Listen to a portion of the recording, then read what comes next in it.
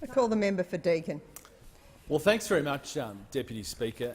The reality is with this debate, and I've listened to the contributions of people on both sides, is that the Labor Party has no meaningful way of funding their promises. And the Australian people understand that the announcement made earlier this week or last week was the first salvo in a series of promises that this reckless opposition will make this year, with no meaningful way of paying for it.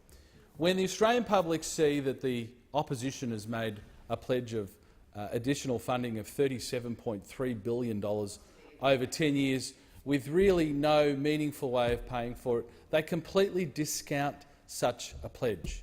And we've seen from the Labor Party that they are completely unreconstructed. They don't believe that they did anything wrong in those 6 years of government where they took $20 billion surpluses to $50 billion deficits, where they took $70 billion in net assets to over $300 billion in net debt. The Labor Party has not learned its lessons. You cannot constantly put these pledges on the credit card, because who pays for it? Who will be the people that are responsible for the hundreds of billions of dollars the minister at the table is not helping his colleague by the former Labor government? It will be our children and their grandchildren. Unfortunately, we are now in a position where this generation won't be the ones who are asked to repay this debt. It will be our children and grandchildren who do so. How reckless for the Labor opposition to be making these pledges when they know that there's no meaningful way of paying for them out of current revenue. Putting it on the credit card is not an answer.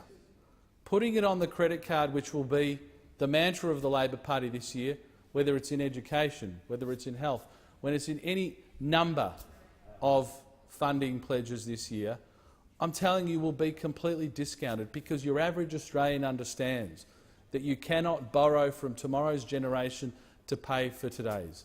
Now, those on the other side lecture us as though we've never walked into a school before, arrogantly. Not a week goes past that I don't spend time in my schools. I have wonderful relationships with all of my schools.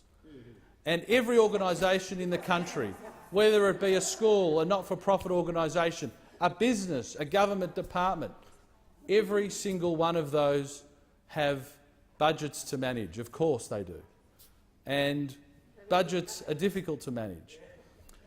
But a government cannot constantly put these sorts of funding pledges on the credit card, on the never never, because you will ultimately be discounted and people will not take you seriously. And this pledge has not been taken seriously because there's no way to pay for it. So I say to those opposite, we know there are many, many ways that we can improve schools around Australia. We know that greater principal autonomy, we know that higher teacher standards deliver a bottom-line result for our students. So let's engage constructively in what we can do to help our principals run their schools, because who knows their schools best? It's the principal, the teachers, the local community, the school board. They know what their community needs the most.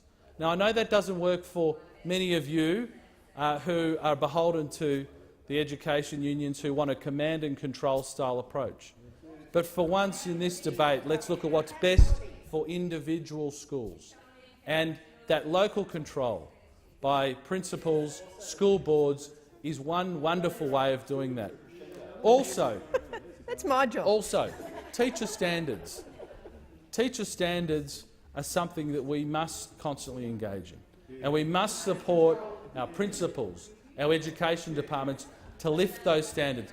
I remember for Newcastle. Really in my time at school, and I know everybody thinks they're an expert on schools because they went to school, but the people who had some of the greatest influence on my life were wonderful teachers who saw it as an absolute vocation.